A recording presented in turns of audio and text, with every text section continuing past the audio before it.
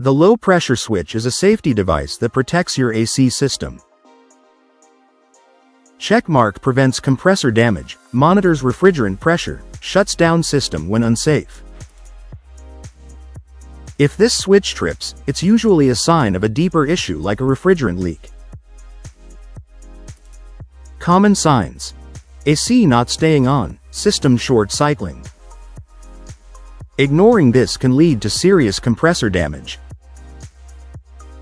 Regular maintenance helps catch problems early and keeps your system protected. Don't ignore safety controls, they protect your entire AC system. Uptown heating and air conditioning.